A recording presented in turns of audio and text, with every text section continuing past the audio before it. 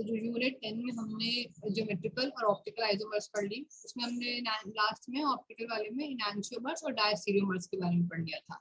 अब हमें इस यूनिट 11 में हमें आगे ऑप्टिकल आइसोमेरिज्म को ही आगे कंटिन्यू करना है। इसमें अब हमें आगे ये देखना है कि जो हमने एनांशियोमर डायस्टीरियोमर जो कि ऐसे कंपाउंड्स पढ़े थे जिसमें दो कायरल सेंटर मिल रहे थे हमें, अगर ऊपर एक्स है नीचे वाई है और यहाँ पे कुछ भी कंपाउंड कुछ भी ग्रुप्स लगे बट अलग अलग ग्रुप्स होने चाहिए, बिकॉज बेसिक रिक्वायरमेंट जो थी वो इनके कायरल होने की थी। तो एक कार्बन है, ये कायरल होने के लिए यहाँ पे अलग अलग ग्रुप्स होने चाहिए। तो इस हिसाब से हमने ऐसे एक और बनाया था इसकी मिरर इमेज वगैरह करके और उनको डायस्टीरियोमर और एनांशियोमर डिफाइन किया था। अब अगर हमें ये जानना हो कि इस कायरल सेंटर के अबाउट इस कंपाउंड की स्पेस में क्या कॉन्फ़िगरेशन है और इस कायरल सेंटर के अबाउट क्या कॉन्फ़िगरेशन है मतलब एक कंपाउंड में कितने कायरल सेंटर हो सकते हैं वो कोई डिफाइंड नंबर ऑफ नहीं है, बट हर कायरल सेंटर पे कंपाउंड की अलग अलग कॉन्फ़िगरेशन हो सकती है। हो सकता है ये जो ऊपर वाला कायरल सेंटर है ये अपने को किसी और डायरेक्शन में घुमा के बैठा हो और ये जो नीचे वाला कायरल सेंटर है ये अपने को किसी और डायरेक्शन में घुमा के बैठा हो। ये तो हमें पता ही है कि हर मॉलिक्यूल स्पेस में कोई 2D तो रहता नहीं है, हम पेपर पे 2D बना रहे हैं, बट स्पेस में हर चीज जो है वो 3D एग्जिस्ट कर रही है, यूनिवर्स में हर चीज 3D एग्जिस्ट कर रही है। तो ये सब कंपाउंड जब 3D में बनाए जाएंगे तो इनकी अलग अलग कॉन्फ़िगरेशंस डिफाइन की गई हैं ऑप्टिकल में। वो अब हमें कुछ प्रोजेक्शन फॉर्मूला देखने हैं, कुछ प्रोजेक्शन फॉर्मूले एंड कॉन्फ़िगरेशन। अब डिफरेंट डिफरेंट कायरल सेंटर पे डिफरेंट कॉन्फ़िगरेशंस कैसे डिफाइन होंगी, हमें ये दोनों बातें इस वाले यूनिट में देखनी है। प्रोजेक्शन फॉर्मूले की अगर हम बात करें तो जो मैंने लास्ट वीडियो में टेट्राहेड्रल वाला स्ट्रक्चर दिखाया था 4 पेन से, तो वो ऐसा था कि कुछ एक बॉन्ड ऐसे था हमारा, सेकंड बॉन्ड हमारा ऐसे था, थर्ड बॉन्ड हमारा कुछ आगे की तरफ था और एक पीछे की तरफ, ऐसे कुछ टेट्राहेड्रल जो है वो हमारा ऐसे दिखता है। इसमें जो दो बॉन्ड होते हैं, अगर हमने माना ए बी सी डी, ये कोई टेट्राहेड्रल, यहाँ पे कोई कायरल कार्बन है, ये कायरल कार्बन है, इस पे 4 ग्रुप अलग ग्रुप लगे हुए हैं। तो यहाँ पे जो हम देखते हैं, जो हम स्ट्रक्चर बनाते हैं उसमें ये देखते हैं कि दो जो बॉन्ड होते हैं वो एक प्लेन में होते हैं। यहाँ पे जो दो बॉन्ड होते हैं ये एक प्लेन में होते हैं। तो ये वाला बॉन्ड, ये वाला और ये वाला जो नीचे वाला है ये और ये एक प्लेन में है, और ये जो सी और डी है ये अलग प्लेन में है। मतलब ये एक प्लेन, ये सेकंड प्लेन और ये थर्ड प्लेन। तो जो आपकी तरफ जो ऑब्जर्वर की तरफ जो व्यू कर रहा है कंपाउंड को या मॉलिक्यूल को, उसकी तरफ जो बॉन्ड आता है हम उसको ऐसे मोटी गाढ़ी लाइन से दिखाते हैं 3D में। और जो बॉन्ड पीछे की तरफ चला जाता है, जो व्यूअर से जो ऑब्जर्वर से दूर जाता है, हम उसको ऐसे दिखाते हैं, डैश से दिखाते हैं। तो ये जो कंपाउंड बन जाता है, जो दो बॉन्ड जो प्लेन पे है उनको हम स्ट्रेट लाइन से दिखाते हैं। जो ऑब्जर्वर की तरफ आ रहा है टेट्राहेड्रल कंपाउंड है उसको वेज से दिखाते हैं, इसको वेज बोलते हैं। और जो बॉन्ड दूर चला जाता है उसको डैश बोलते हैं, उसको ऐसे दिखाते हैं। इस तरीके से हम टेट्राहेड्रल कंपाउंड को रिप्रेजेंट करते हैं इन 3D। तो यहाँ पे ए, ये बी, ये सी, ये डी, ये दोनों एक प्लेन पे है, ये आपकी तरफ आ रहा है और मतलब आप इधर से अगर देख रहे हो इस कंपाउंड को, यहाँ से आप अगर इस कंपाउंड को व्यू कर रहे हो तो ये बॉन्ड आपकी तरफ आ रहा है और ये बॉन्ड आपसे दूर जा रहा है। ये ऐसा आपको लगेगा देखने में। एक्चुअली आप व्यू सामने, अभी आप सामने से व्यू कर रहे हो, यहाँ से अभी आप यहाँ से व्यू कर रहे हो इस कंपाउंड को, ये आपकी तरफ आ रहा है, ये आपसे दूर जा रहा है और ये दोनों एक प्लेन पे है। ऐसे 3D रिप्रेजेंटेशन को हम बोलते हैं veg dash representation, veg dash representation of molecules. ऐसे तो ये 3D में दिखाया गया है, बट हम अगर हर चीज 3D में बात करेंगे तो हम बहुत मतलब पेपर पे हम कैसे बात कर पाएंगे, मतलब पेपर इज 2D, या हमारा जो जहाँ हमें लिख के बात करनी है कंपाउंड्स की, तो हम 3D में बहुत मुश्किल है। तो एक साइंटिस्ट है फिशर, उन्होंने इस वेज डैश को 3D वाले मॉलिक्यूल को 2D में कन्वर्ट करना, 3D को उन्होंने बताया कि पेपर पे कैसे लिखो 2D में, ताकि इजी हो जाए हमें कंपाउंड्स की स्टडी करना। तो 3D कॉन्फ़िगरेशन, 3D रिप्रेजेंटेशन को 2D रिप्रेजेंटेशन में कन्वर्ट करने का काम जो बताया गया रिप्रेजेंटेशन, वो हमें एक फिशर नाम के साइंटिस्ट ने बताया। तो जो 2D रिप्रेजेंटेशन हम इसकी बनाएंगे, अब हम जितने भी 3D हमको वेज डैश दिखेंगे, हम सबको पहले 2D बनाएंगे पेपर पे, ताकि हम उसको इजीली उसकी कॉन्फ़िगरेशन बता पाए, और उसके उस 2D कॉन्फ़िगरेशन को हम फिशर प्रोजेक्शन फॉर्मूले बोलते हैं। तो 3D जो है हमारा यहाँ पे ये वेज डैश वाला लिया है हमने, वेज डैश, और इसको हमें कन्वर्ट करना है फिशर में, फिशर प्रोजेक्शन फॉर्मूले में। मतलब हमें सिंपली 3D से 2D में जाना है। इजी है, बट एक बार समझ जाएंगे तो सारे कंपाउंड्स को कन्वर्ट कर लेंगे। ये क्वेश्चन आएगा कि कोई भी आपको 3D दे देगा और आपको बोलेगा कि कन्वर्ट इट इनटू 2D। तो इसी का एग्जांपल ले लेते हैं जो यहाँ पे बनाया है मैंने। इसको मैंने ऐसे बनाया है, ये दोनों बॉन्ड्स प्लेन में है, एक टुवर्ड्स द ऑब्जर्वर है और एक अवे फ्रॉम द ऑब्जर्वर है। ठीक है, जब भी हमें वेज डैश को फिशर में बनाना होगा, हम इन दोनों बॉन्ड के बीच में से कंपाउंड को व्यू करेंगे, यहाँ से देखेंगे इसको। जब भी हम 2D बनाएंगे तो हम जो वेज है और जो डैश है, इन दोनों के बीच में से इस कंपाउंड को व्यू करेंगे। ठीक है, जब हम फिशर बनाएंगे तो हमें 2D बनाना है, मतलब पेपर पे क्रॉस बना लेंगे। क्रॉस का क्या मतलब है, ये जहाँ पे इंटरसेक्शन होगा, ये आपका कायरल सेंटर। यहाँ पे आप सी लिख के नहीं दिखाते, बट ये अज्यूम कर लेते हैं कि यहाँ जहाँ पे इंटरसेक्शन होगा वहां पे कार्बन ऑलरेडी प्रेजेंट है। ये हमारा कार्बन जो बीच वाला है। अब इसके चारों तरफ हमें ABCD 4 ग्रुप लगाने हैं, क्योंकि ये कायरल सेंटर है।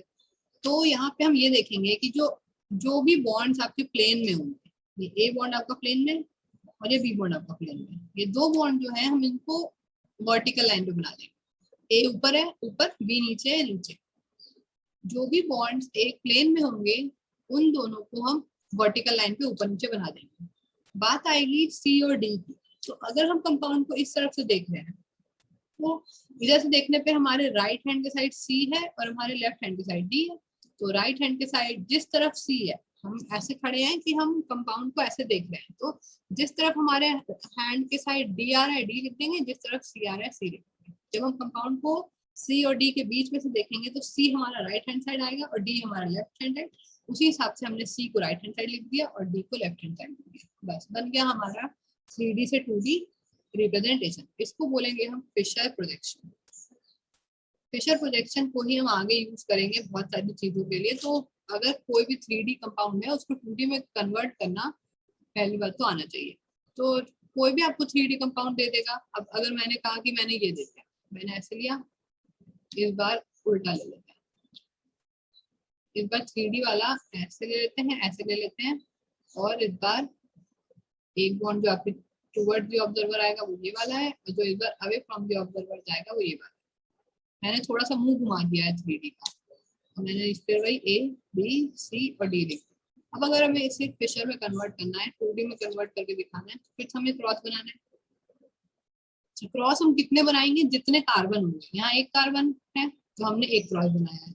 अगर ऐसा वाला ले ले जिसमें मान लेते कोई ऐसा कंपाउंड है जिसमें कि 2 कार्बन वाला है और यहाँ पे कुछ 3D बना हुआ है, इनके अराउंड, इसके अराउंड 1 2 3 ग्रुप लगे, इसके अराउंड भी 1 2 3 ग्रुप लगे। अगर कुछ 2 कार्बन वाला है, दोनों ही कायरल सेंटर होंगे, तो हम कैसा फिशर बनाने जाएंगे, हम उनका फिशर 2 इंटरसेक्शन पे बनाएंगे। मतलब यहाँ पे एक इंटरसेक्शन, एक दूसरा इंटरसेक्शन, ये पहला वाला आपका कार्बन है और सेकंड वाला कार्बन है।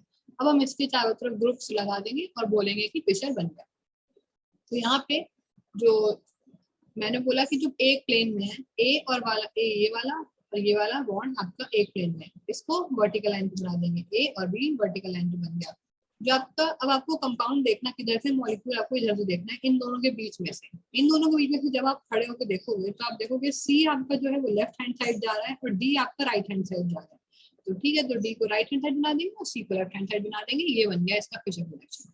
मतलब कि ये वाला और ये वाला मॉलिक्यूल सेम नहीं है, इन दोनों की कॉन्फ़िगरेशंस अलग है। क्योंकि यहाँ पे आप देखो ए बी तो अपनी जगह आया है, बट यहाँ पे सी और डी की पोजीशन चेंज हो गई है। इसका मतलब अगर आप वेज डैश को पकड़ के घुमा दोगे तो उसकी कॉन्फ़िगरेशन स्पेस में चेंज हो जाएगी और वो उसका एक इनैंशियोमर बन जाएगा। मतलब ये दोनों क्या है आपस में, आप देख लो, इसमें कार्बन है, ये दोनों आपस में मिरर इमेज है और ये दोनों आपस में नॉन सुपर इम्पोजेबल है। तो अगर आपने, तो मतलब ये दोनों इनैंशियोमर है। अगर आपने वेज डैश को पकड़ के घुमा दिया और जब आप घूमे हुए का फिशर प्रोजेक्शन बनाने जाओगे तो आपको उसका इनैंशियोमर मिल जाएगा। वो कंपाउंड सेम नहीं होगा। मतलब अगर मैंने इसको इधर बनाया है बॉन्ड्स को तो इसका मतलब अलग है, और अगर मैंने इन्हीं बॉन्ड्स को मुंह घुमा के इधर बना दिया है तो इसका मतलब अलग है। और यही चीज हम ऑप्टिकल ऑप्टिकल आपका ये स्टीरियो केमिस्ट्री वाले ऑप्टिकल वाले पार्ट में हम यही पढ़ते हैं कि कोई भी कंपाउंड स्पेस में कैसे ओरिएंटेड है, किस किस तरफ मूव करके बैठा हुआ है, हम ये ऑप्टिकल एक्टिविटी से चेक करते हैं प्लेन पोलराइज लाइट पास करके। तो 3D से 2D बनाना इजी है, एक दो बार प्रैक्टिस करने पे आ जाएगा। अगर एक एग्जांपल जो दिया हुआ है ये तो आपका हो गया ये वाला। अच्छा, अगर अगर कंपाउंड ऐसे दिया हुआ है कार्बन, यहाँ पे आपको दिया हुआ है H और यहाँ दिया हुआ है OH, ये दोनों प्लेन बॉन्ड दिखाए गए, मतलब ये दोनों बॉन्ड एक प्लेन पे। फिर एक बॉन्ड आपको ऐसे ऐसे करके यहाँ पे दिखाया गया जहाँ पे लगा है CH3, और एक बॉन्ड आपको वेज में दिखाया गया है, यहाँ पे लगा है आपका C2H5। अब आपको इसे फिशर में करने को बोला है, ठीक है, फिशर में करना है, क्रॉस बनाओ, क्रॉस बना लेंगे क्योंकि एक ही काइरल कार्बन है, एक ही इंटरसेक्शन का क्रॉस बनाएंगे। मैंने बोला कि जो आपके सिंगल जो एक प्लेन पे जो बॉन्ड होते हैं ये वाला और ये वाला, तो इन दोनों बॉन्ड को आपको वर्टिकल लाइन पे बनाना है। तो H ऊपर और OH नीचे, H ऊपर है यहाँ पे और OH नीचे, इसलिए H ऊपर OH नीचे। अब दो बॉन्ड बचे हैं, आपको यहाँ से मॉलिक्यूल को व्यू करना है इन दोनों के बीच में से। जब आप इसको व्यू करोगे यहाँ से तो आप देखोगे CH3 आपका लेफ्ट हैंड साइड चला जाएगा और C2H5 आप इधर से खड़े होकर देखें, अगर हम यहाँ से खड़े हो जाए और इस कंपाउंड को देखें तो C2H5 आपका राइट हैंड साइड है और CH3 आपका लेफ्ट हैंड साइड है। तो बस बना देंगे, CH3 लेफ्ट हैंड साइड बना देंगे और C2H5 राइट हैंड साइड बना देंगे। ये बन गया हमारा wedge dash to Fischer production. ये दुआ एक कार्बन वाली बात। अगर उसने वैसे आपको आपके लेवल पे वो एक ही कार्बन वाली बात पूछेगा, लेकिन अगर उसने दो कार्बन वाली बात पूछ दी, तो अगर यहाँ पे दिया है COOH और एक बॉन्ड यहाँ दिया हुआ है H, एक वेज बना हुआ है इधर OH, एक यहाँ से कार्बन है, एक यहाँ से COOH है, देन एक यहाँ पे उसने बॉन्ड बना दिया है OH और एक यहाँ पे उसने वेज बना दिया है H। अब इस कंपाउंड इस 3D को उसने 2D में कन्वर्ट करने को बोला, तो यहाँ एक काइरल कार्बन, यहाँ एक काइरल कार्बन, तो हमने ऐसा वाला इंटरसेक्शन बनाना है जहाँ पे दो इंटरसेक्शन हमें मिल पाए। तो ये पहला वाला और ये सेकंड वाला। अब ऑब्वियस बात है पहले वाले कार्बन से जो तीन ग्रुप लगे हैं वो ये तीन है, COOH, H और OH। जो नीचे वाले कार्बन से हम बनाएंगे वो ये वाले तीन बनाएंगे, COOH, H और COOH, ये OH है। जो ऊपर वाले कार्बन से तीन ग्रुप लगे हैं उनको ऊपर वाले कार्बन से अटैच कर देंगे, जो नीचे वाले से लगे हैं उनको नीचे वाले में अटैच कर देंगे। मैंने बोला कि ये वाला जो प्लेन बॉन्ड होते हैं वो प्लेन पे होते हैं, मतलब इस ऊपर वाले की बात करें अगर हम सिर्फ आपके इतने पार्ट की, अगर हम सिर्फ यहाँ से यहाँ तक इस वाले पार्ट की बात करें तो इसमें आपको दो प्लेन बॉन्ड्स दिख रहे हैं, एक ये वाला और एक ये वाला। तो इन दोनों को हमें जो है वर्टिकल लाइन पे बनाना है। तो COOH हम ऊपर बनाएंगे और वर्टिकल जो नीचे वाला है वो कौन सा बॉन्ड है, वो ये वाला बॉन्ड है जो नीचे सेकंड वाले कार्बन से जाके अटैच हो रहा है। तो सेकंड वाला कार्बन यहाँ पे बैठा हुआ है। अब हमें मॉलिक्यूल को यहाँ पे इधर से देखना है इन दोनों के बीच में से। जब हम इसको इन दोनों के बीच में से देखेंगे तो हम ये देखेंगे कि हमारा H जो है वो लेफ्ट हैंड साइड है और OH हमारा राइट हैंड साइड है। H हमारा लेफ्ट हैंड साइड है और OH हमारा राइट हैंड साइड है। अब अगर हम नीचे वाले पार्ट की बात करें, ये वाला नीचे वाला, इसकी हमें 2D बनानी है। तो प्लेन लाइन पे कौन कौन से बॉन्ड है, एक ये बॉन्ड है प्लेन लाइन पे और एक ये, मतलब ये दोनों बॉन्ड एक प्लेन में है। तो जो प्लेन पे होते हैं उनको हम वर्टिकल लाइन पे बनाते हैं। तो COH हम नीचे बनाएंगे और ये वाला कौन सा बॉन्ड है, ये आपको यही सेम यही वाला है, ये वाला बॉन्ड है जो दोनों कार्बन को आपस में जोड़ रहा है। ये तो दो बॉन्ड हो गए हमारे जो एक प्लेन पे। अब हम कंपाउंड को फिर यहाँ से देखेंगे, इन दोनों के जो वेज पे है और जो डैश पे है उन दोनों के बीच में से ही हमेशा कंपाउंड को देखना है। यहाँ से जब देखेंगे तो फिर हम देखेंगे इस बार हमारा OH हमारा लेफ्ट हैंड साइड चला जाएगा और H हमारा इधर से देखेंगे। अगर कोई इधर कोई बंदा खड़ा है यहाँ पे तो वो ये देखेगा कि उसके लेफ्ट हैंड के साइड OH है और उसके राइट हैंड के साइड H है। तो लेफ्ट हैंड के साइड OH है और राइट हैंड के साइड H है। बन गया हमारा ये 2D फिगर, इसको बोलते हैं फिशर प्रोजेक्शन। तो कोई भी 3D वेज डैश स्ट्रक्चर आपको देगा और आपको 2D बनाने को बोल सकता है। तो आपको ये थोड़ा ध्यान रखना है कि कौन से बॉन्ड को किधर बनाना है। जो एक प्लेन पे है उनको वर्टिकल पे रखना है, और जो एक वेज पे है एक डैश पे है उन दोनों के बीच में से कंपाउंड को व्यू करना है। जो आपके लेफ्ट हैंड साइड आएगा उसको लेफ्ट हैंड साइड रख देना है, और जो आपके राइट हैंड साइड आएगा उसको राइट हैंड साइड रख देना है, और आपका फिशर प्रोजेक्शन तैयार हो जाएगा। ऐसे करना है आपको फिशर प्रोजेक्शन रेडी। अब ये तो हुआ पहली पार्ट। अब अगर इसका उल्टा पूछ लो, आपसे कहेगी फिशर प्रोजेक्शन दिया हुआ है और उससे वेज डैश बना, Fischer projection to wedge dash. ये जो कन्वर्जन है ये स्टीरियो केमिस्ट्री में बहुत इंपॉर्टेंट है। कन्वर्जेंस स्टीरियो केमिस्ट्री के लिए बहुत इंपॉर्टेंट पार्ट है। Fischer projection to wedge dash अब उल्टा करना है। अभी हमने ऊपर wedge dash to Fischer projection बनाया, अब हमें Fischer projection to wedge dash बनाना है। अगर कोई भी फिशर प्रोजेक्शन आपको दिया है, मान लेते हैं ऐसे A B C and D, ये कोई कार्बन है और उसके आपको 4 अलग अलग ग्रुप्स लगा के दिए हुए हैं। अब आपको इसका वेज डैश बनाने को बोला है। तो एक बात फिशर में ये ध्यान रखेंगे कि ये दोनों जो हॉरिजॉन्टल लाइन पे ग्रुप्स होते हैं, ये जो हॉरिजॉन्टल लाइन पे ग्रुप्स होते हैं ये हमेशा टुवर्ड्स द ऑब्जर्वर व्यू करते हैं। मतलब ये टुवर्ड्स आपकी तरफ हमेशा पॉइंट करेंगे, और ये वाले जो दो ग्रुप्स होते हैं जो वर्टिकल लाइन पे होते हैं ये away from the observer point करते हैं। मतलब हम ये कह सकते हैं कि अगर हम इसको ऐसे देखें तो ये जो हॉरिजॉन्टल लाइन वाले होते हैं ये ऐसे लगेगा कि आपको हक करने के लिए आ रहे हैं, आपको पकड़ने के लिए आ रहे हैं, आपकी तरफ आ रहे हैं। और जो पीछे वाले हैं वो ऐसे लगेगा वो दूर जा रहे हैं आपसे, वो पीछे की तरफ जा रहे हैं। ऐसा सा हम इमेजिन करके चलते हैं फिशर प्रोजेक्शन, और इसकी हेल्प से हम वेज डैश में कन्वर्ट कर ले जाएंगे। अब मैंने बोला था कि ऐसा है हमारे पास ए, यहाँ पे बी, यहाँ पे सी, यहाँ पे डी, ये कोई कायरल कार्बन है, इसके 4 अलग अलग ग्रुप्स लगे हुए हैं अलग, और अब हमें इसे वेज डैश में कन्वर्ट करना है। वेज डैश में कन्वर्ट करने के लिए पहले एक ऐसी और एक ऐसी लाइन बना लें।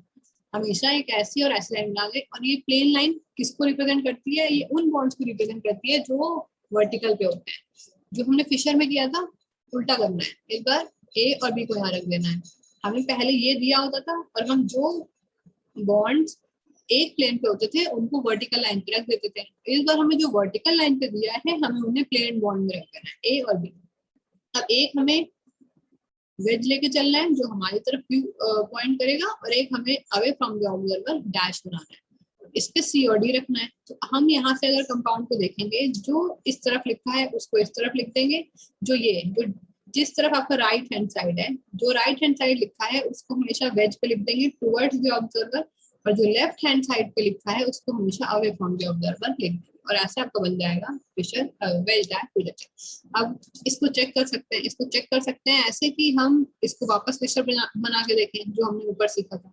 तो हम ऐसे बनाएंगे, ए और बी यहाँ बनाएंगे क्योंकि ये एक प्लेन में है दोनों बॉन्ड्स, और सी डी बनाने के लिए जो यहाँ से देखेंगे कंपाउंड को, सी हमारा लेफ्ट हैंड साइड है, डी हमारा राइट हैंड साइड है, तो सी लेफ्ट हैंड साइड हो जाएगा, डी राइट हैंड साइड हो जाएगा। तो हमें वही वाला फिशर प्रोजेक्शन मिल गया जो हमने बनाया है जिसका वेज डैश। वेज डैश बनाने के लिए कोई भी आपको फिशर दिया होगा, आपको उसका जो वर्टिकल वाला पार्ट है उसको प्लेन वाले बॉन्ड्स पे रख देना है, और आपको जो हॉरिजॉन्टल पे दिया होगा उसमें से एक आपका डैश पे जाएगा और एक आपका वेज पे जाएगा। ये बात तो समझ में आ गई। अब कौन सा वेज पे जाएगा और डैश पे जाएगा? तो जो आपके राइट हैंड साइड होगा वो हमेशा वेज पे जाएगा, यानी कि यहाँ पे डी, और जो आपका लेफ्ट हैंड साइड होगा वो हमेशा डैश पे जाएगा, ये कि आपका सी। अच्छा, इस जो प्लेन वाली लाइन है, अगर आपने इसको मैं कह रही हूँ कि ऐसे बनाना, अगर आपने इसको ऐसे बना दिया तो फिर कंपाउंड उल्टा बन जाएगा। तो जब भी एक तरीके से ध्यान रखेंगे, जब भी फिशर टू वेज डैश बनाएंगे तो लाइन को इस डायरेक्शन में ड्रॉ करेंगे, और तब आपका वेज इधर आएगा और आपका डैश पीछे जाएगा, और तब आप यहाँ पे वर्टिकल वाले ग्रुप्स रख देंगे, और यहाँ पे जो आपकी राइट हैंड साइड होगा वो आप यहाँ रख देंगे, और जो आपकी लेफ्ट हैंड साइड होगा वो आप उसको डैश पे रख देंगे, और आपका वेज डैश प्रोजेक्शन तैयार हो जाएगा। तो 3D से 2D करना और 2D से 3D करना ये वो करवा सकता है, और क्वेश्चन आते भी हैं ऐसे। अच्छा, अब इसका कोई एक रूल नहीं है, ये मैंने आपको एक रूल बताया to convert from wedge dash to Fischer, और एक रूल बताया to convert Fischer to wedge dash. इसके 10, 12, 15 रूल है। हर इंसान अपने अपने तरीके से कन्वर्ट कर सकता है।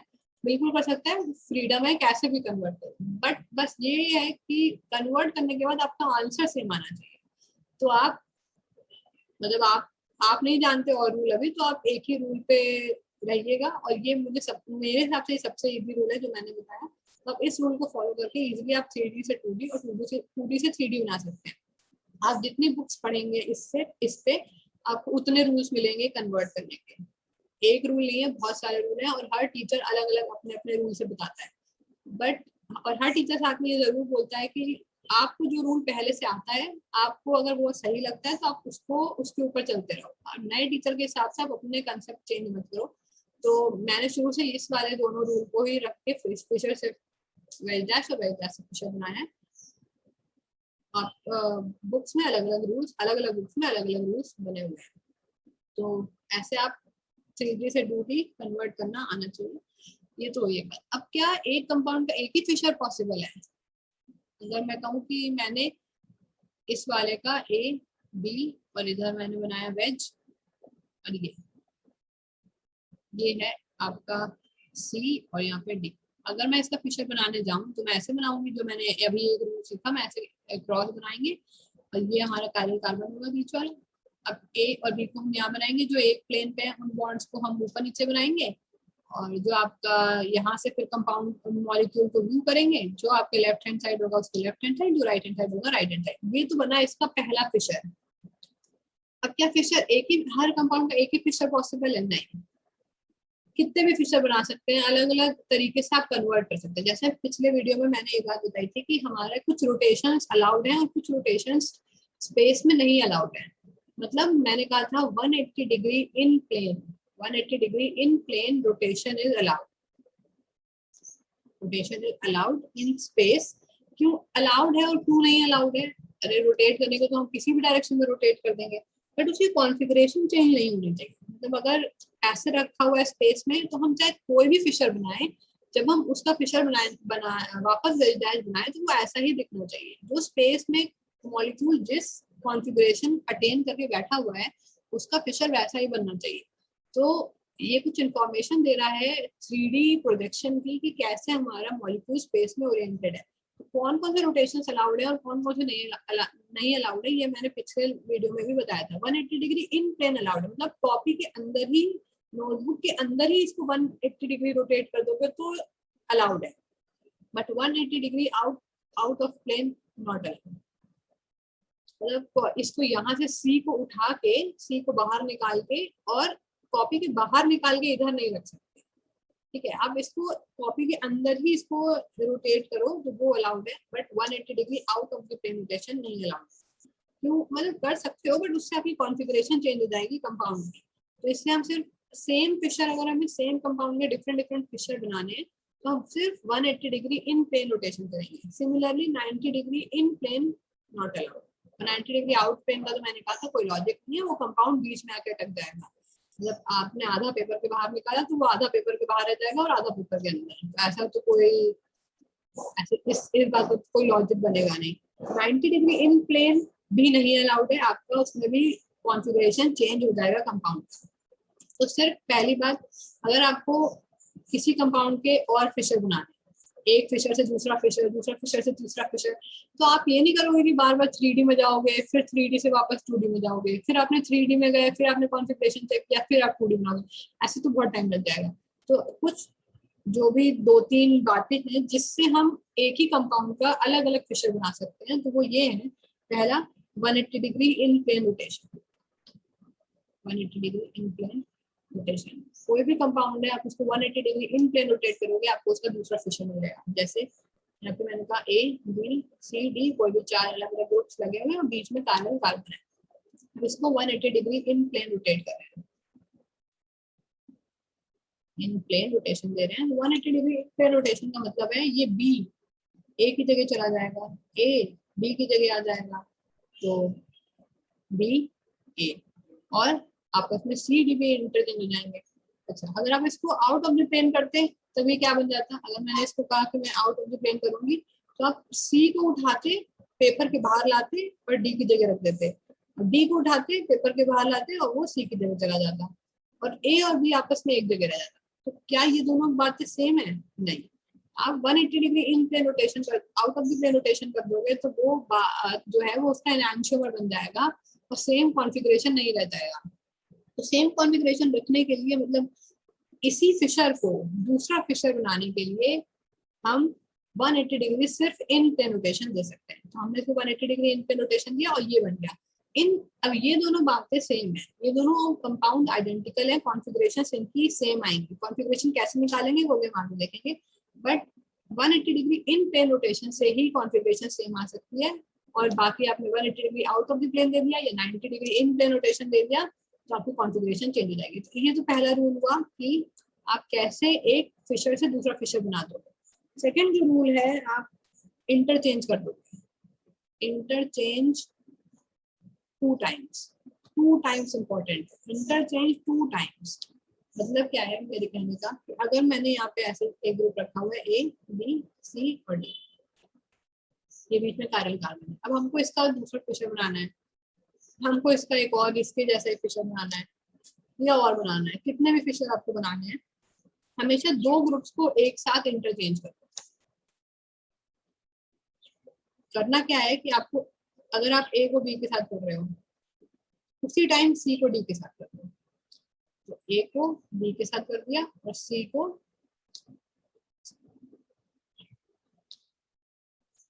बी ऊपर चला जाएगा, ए नीचे आ जाएगा, डी इधर आ जाएगा, सी इधर आ जाएगा। तो ये बन गया आपका एक नया फिशर। मतलब नया फिशर क्या, एक ऐसा फिशर जो पिछले वाले फिशर की तरह ही है, कॉन्फ़िगरेशन इसका भी जो है वो इसका, मतलब ये बात दोनों सेम है। अगर आपको कोई ऐसा कंपाउंड देता है 3D में कि इसका फिशर बनाओ, तो अगर आप उसका फिशर ये बनाया होंगे तो भी आपका सही है आंसर, अगर आप उसका फिशर ये बनाया होंगे तो भी सही है, उसका ये बनाया होगा तो भी सही है, ये बनाया होगा तो भी सही है। मतलब एक फिशर आपस में बहुत सारे फिशर्स में कन्वर्ट किया जा सकता है बिना कॉन्फ़िगरेशन चेंज किए। हमेशा एक तो 180 डिग्री इन प्लेन रोटेशन लेके कर सकते हैं और दूसरा आपको 2 टाइम इंटरचेंज करना है। सेकंड आप इंटरचेंज कैसे कर सकते हो, आप ऐसे कर सकते हो। अगर आप ए को सी के साथ कर रहे हो तो आप उसी टाइम डी को बी के साथ कर रहे हो। ये बन गया आपका एक और फिशर। बात सारी सेम है, कोई भी कंपाउंड में डिफरेंस नहीं है। जो एक का कॉन्फ़िगरेशन आने वाला है वही दूसरे का कॉन्फ़िगरेशन आने वाला है। सिमिलरली आप थर्ड इंटरचेंज कैसे कर सकते हो, कैसे कर सकते हो। अगर आप ए को डी के साथ इंटरचेंज कर रहे हो तो आप उसी टाइम डी को सी के साथ रखो। कोई भी इंटरचेंज करो बट ये ध्यान रखो कि हमेशा 2 इंटरचेंज करने हैं। एक इंटरचेंज करके छोड़ दिया तो फिशर चेंज हो जाएगा, उसकी कॉन्फ़िगरेशन चेंज हो जाएगी स्पेस। जब भी सिमिलर फिशर डायग्राम बनाने को आएंगे तो हमेशा आपको 2 इंटरचेंजेस करने हैं, एक इंटरचेंज से काम नहीं चलेगा। ये हुई हमारी इंटरचेंज वाली बात। इन 2 तरीके से, एक तो इन 180 डिग्री इन प्लेन रोटेशन लेके और एक आप 2 बार इंटरचेंज करके किसी भी एक फिशर को दूसरे फिशर में, तीसरे फिशर में, चौथे फिशर में कितनी बार भी इंटरचेंज कर देगा और वो कन्वर्ट होता जाएगा। 2 बार इंटरचेंज करने पे सारे फिशर्स एक जैसे हैं, ये इन सब में कोई भी डिफरेंस नहीं है कॉन्फ़िगरेशन का, जितने भी फिशर अभी हमने बनाए। तो ये जो क्वेश्चंस आप बुक में दिए हुए हैं फिशर से रिलेटेड, फिशर वाले प्रोजेक्शन से रिलेटेड कुछ क्वेश्चन जो लास्ट में यहाँ पे दिए हुए हैं। Just study each of the following pairs of Fisher projection carefully and decide whether they represent same isomer or enantiomeric pair.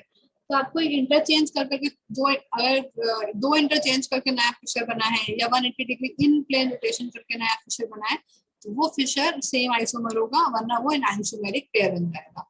तो अगर हम पहले वाले इसमें देखें तो इंटरचेंज तो किया है। अगर हम देखें पहला तो यहाँ से यहाँ इन दोनों को आपस में इंटरचेंज कर दिया पोजीशन और आपस में इन दोनों की पोजीशन इंटरचेंज कर दिया। पहला इंटरचेंज, दूसरा इंटरचेंज, 2 इंटरचेंज करके हमारा ये कंपाउंड बन गया। OH की जगह OH यहाँ आ गया और CH3 नीचे, सिमिलरली H यहाँ आ गया और C3H7 ऊपर। तो इसका मतलब है कि ये दोनों जो है कोई अलग बातें नहीं है, ये दोनों सेम आइसोमर है। देन सेकेंड केस में उन्होंने लिया है COOH, यहाँ CH3, देन OH और H, और यहाँ पे इन्होंने आइसोमर बनाया है इसका। तो पहले अगर हम इन दोनों को इंटरचेंज कर दें तो कुछ बन जाएगा OH और आपका COOH, यहाँ पे H और CH3। अब OH यहाँ पे आ गया, COH और CH3 की जगह सेट हो गई। अब हमें, अगर हम इन दोनों को आपस में इंटरचेंज कर दें, दो इंटरचेंज करने हैं, एक को करके दूसरा कर सकते हैं या दोनों को साथ में भी कर सकते हैं। दोबारा इंटरचेंज करने के बाद हमारा एक कंपाउंड बन जाएगा HOH और COH। तो ये बन गया हमारा, दो इंटरचेंज करके बना है, इसका मतलब ये दोनों जो है ये सेम आइसोमर्स हैं, कोई अलग बात नहीं है। These are also same isomers. दो इंटरचेंज करके बनने चाहिए या 180 डिग्री इन प्लेन रोटेशन करके बनने चाहिए। थर्ड वाले में ये और ये तो अपनी जगह नहीं बैठे हुए हैं, बस खाली इस वाले को एक बार इंटरचेंज कर दिया गया है और यहाँ पे ये बना दिया गया। तो एक बार इंटरचेंज मतलब ये दोनों फिशर सेम नहीं है, ये दोनों बातें सेम नहीं है। इसका मतलब ये है कि ये दोनों एनांशियोमर्स हैं। अगर हम एक इंटरचेंज करके बना देंगे वो एनांशियोमर्स बन जाएंगे। आप देख भी सकते हो, इसकी मिरर इमेज है ये, इस यहाँ बीच में मिरर लगा दें अगर, तो ये इसकी मिरर इमेज है और ये दोनों आपस में नॉन सुपर इम्पोजिबल है। एक इंटरचेंज पे एनांशियोमर बन जाएगा और दो इंटरचेंज पे सेम फिशर बन जाएगा, या 180 डिग्री इन प्लेन रोटेशन पे भी सेम फिशर बन जाएगा। इस वाले में देख रहे थे कितनी बार इंटरचेंज करना पड़ा है इन्हें ये बनाने के लिए।